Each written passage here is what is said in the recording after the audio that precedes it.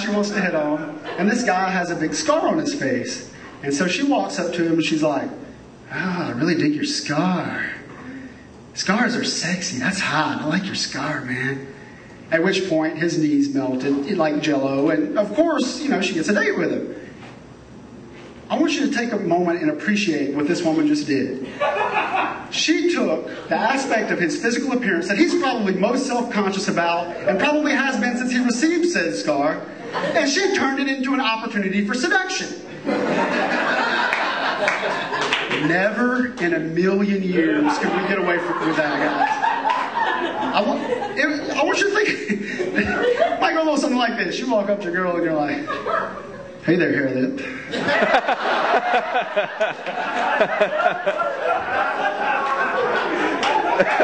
Sure wish I had a giant bagel right now, because if I did, I'd spread those cottage cheese thighs right all over it and just take a big bite.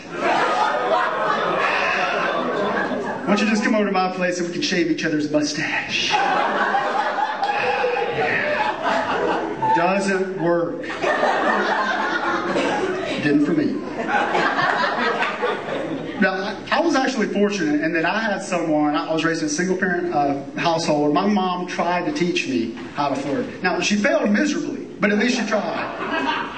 And I will tell you how she failed. When I was 7 years old, there was this girl in my class. I was in love with this girl as much as a 7-year-old girl. As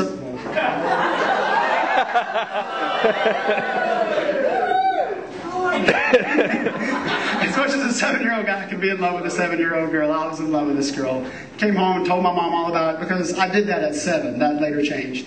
And so I was like, "Mom, what do I do? How do I talk to this girl? How do I flirt with her?" And she's like, "I'll tell you what, next time you're in class with her, when you catch her eye, just give her a little wink." That sounds like reasonable advice. Except my mother failed to take one thing into consideration. At 7 years old, I have not fully developed all of my finer muscular skills, namely winking.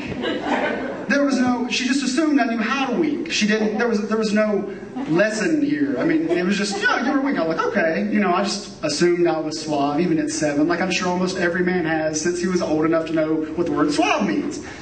And so, the next day at school, I catch her eye and give her a little wink. And she laughed. And I was crushed. So, I didn't know what happened. I go home and I did what I should have done in the first place, and that's maybe go look in the mirror and check out my wink. And so in my mind, I've kind of got this. In my mind, what I was doing was, just kind of, "What's up?" It took me years to learn how to do that, by the way. Years.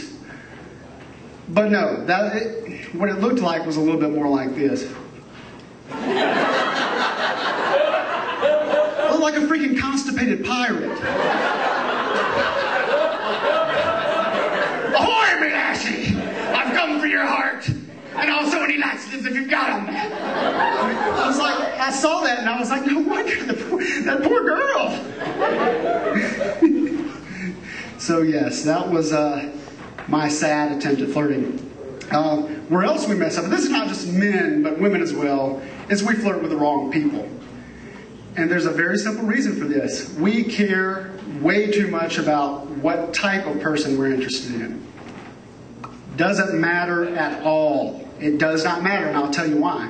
Let's say I think my type is busty blondes. Great.